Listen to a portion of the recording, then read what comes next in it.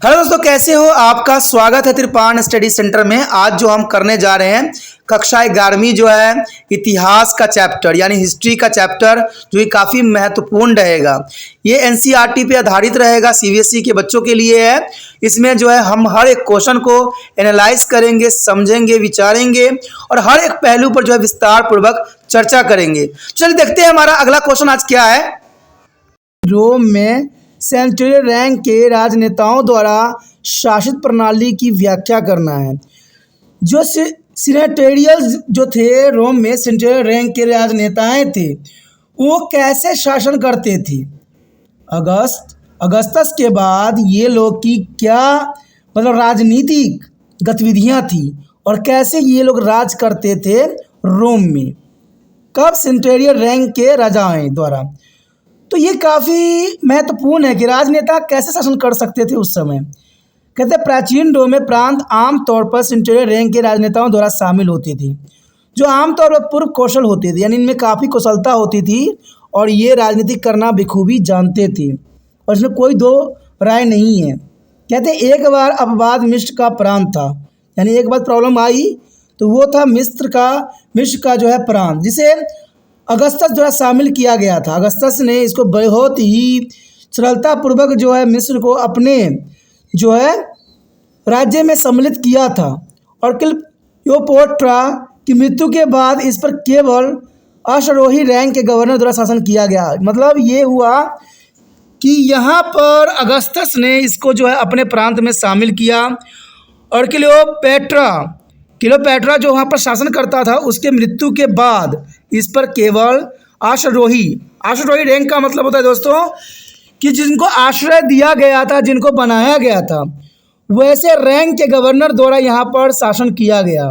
और शायद सेनेटेरियस महाकांक्षाओं को प्रोत्साहित करने के लिए, क्योंकि मिस्र को पहले ही हेलेनिस्टिक्स राजाओं की परंपरा के बाद अगस्टस की नीति संपत्ति माना जाता था। यानी अगस्टस का जो मेन संपत्ति माना जाता था, उत्तराधिकारी माना जाता था, उनको जो है हेलेनिस्टिक राजाओं की परंपरा के अंतर्गत। तो ये काफ़ी महत्वपूर्ण है। आप समझ गए होंगे कि अगस्टस ने जो है मिस्र प्रांत को अपने राज्य में सम्मिलित किया और क्लियोपेट्रा के द्वारा मृत्यु के पश्चात जो है इस पर गवर्नर राज करने लगे। और क्लियोपेट्रा कौन था? क्लियोपेट्रा जो था मिस्र पर राज करने वाला राजा था, क्योंकि अगस्त काम ने सम्मिलित किया और राज्य भी किया, लेकिन उसके बाद क्लियोपेट्रा ने जो है इसको संभाल लिया।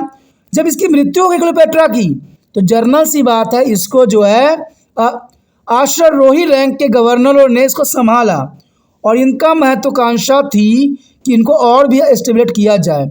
और जो अगस्तस के जो संपत्ति थी, जो निजी संपत्ति थी, उसका जो है मेनली हेलेनिस्टिक्स को माना जाता था कि संपत्ति के मुख्य अधिकारी है। युद्ध में पराजित लोगों के क्षेत्र को विभिन्न प्रकार की संधि के तहत लाया जा सकता था और कुछ मामलों में पुनः अधीनता भी शामिल हो जाती थी। यानी इसमें यही बात दर्शाया गया है कि पहले के समय में जब राजाओं में युद्ध होते थे और एक राजा हार जाता था, तो दूसरा राजा उसकी संपत्ति को हड़पता नहीं था और न ही जो है उस राज्य पर राज्य करता था। सिर्फ उसको ये कहता था कि आप जो हो हमारे राज्य के अधीन हो और आपको जो है हमारे राज्य के ही अंतर्गत अपना कार्य प्रणाली चलाना पड़ेगा। तो यही रोम में भी था कि युद्ध में पराजित लोगों के क्षेत्र को विभिन्न प्रकार की संधि के तहत लाया जाता था और कुछ मामलों में पुण्य जो है अधीनता भी शामिल हो जाती थी। यानी कई जगहों पर तो पुण्य जो है अधीन कर लेते थे उसको और उसमें राज्य पर जो है अपना कब्जा स्थापित कर लेते थे। तो कहते हैं हर का अपना यहाँ पर सिस्टम था, रूल रेगुलेशन था। देखा जाए तो किसी भी क्षेत्र के औपचारिक विलय ने एक प्रशासनिक काय के आधुनिक अर्थ में एक प्रांत बनाया जो भौगोलिक रूप से परिभाषित था। यानी ये जो विलय था, ये औपचारिक विलय था जिसको राज्य में विलय करने की बात कही जा रही थी, उसको प्रांत बनाया गया कि वो एक प्रांत के रूप में जाना गया और भौगोलिक रूप से उसको परिभाषित किया गया। यानी जैसा उसका भौगोलिक स्थिति थी उसी अनुसार उसका जो है उपयोग भी किया गया। रिपब्लिकन प्रांतों को एक साल के कार्यकाल में उन वर्णित दूतावासों और जो है प्राइटरों द्वारा प्रशासित किया गया जिन्हें पिछले वर्ष पद संभाला था, यानी रिपब्लिकन। रिपब्लिकन एक समय पार्टी थी जो प्रांतों में 1 साल के कार्यकाल में वर्णित दूतावासों और प्राइवेटों द्वारा प्रशासित किया गया था और इसे पिछले वर्ष जो है पद को संभाला भी था। प्रथम प्यूनिक युद्ध के दौरान रोम ने इटली से आगे विस्तार करना शुरू कर दिया। जब प्रथम प्यूनिक युद्ध हुआ था तो इटली ने अपना जो है काफ़ी विस्तार करना शुरू किया था और कब्जा किए जाने वाले पहले स्थायी प्रांत जो था 241 पूर्व से लेकर सिसिली और 237 ईसा पूर्व में जो है साइडिनियम थे। तो ये काफ़ी महत्वपूर्ण बात है कि प्रथम प्यूनिक युद्ध के दौरान जो है रोम ने इटली से आगे विस्तार करना शुरू कर दिया और कब्जा किए गए जाने वाले पहले स्थान प्रांत जो 241 ईस्वी पूर्व में सिसिली और जो है 237 में साइडिनिया थी। तो काफ़ी महत्वपूर्ण बात है।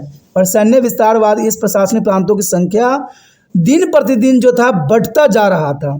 सैन्य विस्तारवाद इस प्रशासनिक प्रांतों की संख्या बढ़ रही थी जब तक कि पदों को भरने के लिए पर्याप्त योग्य व्यक्ति न रह गए। तो ये काफ़ी महत्वपूर्ण यहाँ पर बात बताई गई है प्रशासनिक ढांचा। प्रांतीय गवर्नरों की शर्तों को अक्सर कई वर्षों तक बढ़ाना पड़ता था, यानी जो शर्त गवर्नर के द्वारा लगाई जाती थी उसको अक्सर जो है कई सालों तक बढ़ाना पड़ता था। और कभी कभी सीनेट ने निजी नागरिकों विशेष रूप से जो है पोम्पी द ग्रेट को भी साम्राज्य प्रदान किया था। तो ये भी बात यहाँ पर काफ़ी महत्वपूर्ण लगता है कि प्रांतीय गवर्नर की शर्तों को अक्सर कई वर्षों तक बढ़ाना पड़ता था और कभी कभी तो सीनेट ने निजी नागरिकों को विशेष रूप से पोम्पी द ग्रेट को भी साम्राज्य प्रदान करते थे। पोम्पी द ग्रेट को साम्राज्य देने का, जो कि एक निजी नागरिक थे, उनको भी जो है देने का संपत्ति अधिकार था, साम्राज्य प्रदान करने का अधिकार था। तो ये काफ़ी महत्वपूर्ण बात है। अगर हम करें बात प्रोगेशन में वार्षिक निर्वाचित जो है मजिस्ट्रेटों के गणतंत्रीय संवैधानिक सिद्धांतों को कमज़ोर कर दिया। अब जर्नल सी बात है, जब निजी फैसला होने लग जाते हैं तो जो गवर्नर बातें होती है, जो संवैधानिक सिद्धांत होते हैं, वो धीरे धीरे कमज़ोर हो जाता है। तो यही यहाँ पर रोम में भी देखने को हमें मिला कि जो है प्रोगेशन में वार्षिक निर्वाचित मजिस्ट्रेटों के गणतांत्रिक संवैधानिक सिद्धांत कमज़ोर कर दिया और कुछ लोगों द्वारा अपने प्रांतीय आदर्शों के माध्यम से अनुपातहीन धन और सैन्य शक्ति का संचलन गणतंत्र से शाही निरंकुशता में संक्रमण का एक प्रमुख कारक बना। तो ये काफ़ी महत्वपूर्ण बात थी यहाँ पर कि कुछ लोगों द्वारा अपने प्रांतीय आदर्शों के माध्यम में जो है अनुपातहीन धन और सैन्य शक्ति का संचलन एक गणतंत्र से शाही निरंकुशता में संक्रमण का एक प्रमुख कारक बना। तो ये काफ़ी महत्वपूर्ण यहाँ बात दर्शाई गई है जो है प्रशासनिक जो गतिविधियों के अंतर्गत। तो ये काफ़ी महत्वपूर्ण भी यहाँ पर टॉपिक रहता है। आपको एग्जाम व्यू से इसको जो है अच्छे से समझना है, लर्न करने हैं और जितना हो सके इस वीडियो को शेयर करनी है, क्योंकि शेयर करने की भावना जो बच्चे त्रिपाठी सेंटर से जुड़ते हैं उनको ये भावना रहती है कि ये दूसरे बच्चे तक भी पहुंचाया जा सके। इसे सोचिए नहीं, विचार न कीजिए। अगर आपको समझ में आया है दूसरे बच्चों को भी समझ में आएगा और आपके एक कदम से जो है दूसरे बच्चों को मदद मिल सकता है। तो कहते हैं अच्छे काम करने के में पीछे मत हटिए, जितना हो सके वीडियो को शेयर कीजिए।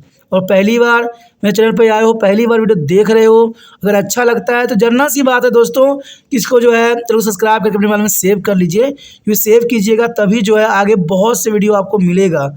चाहे कोई भी बुक हो, सभी बुक यहाँ पर कवर होगा, लेकिन समय के साथ।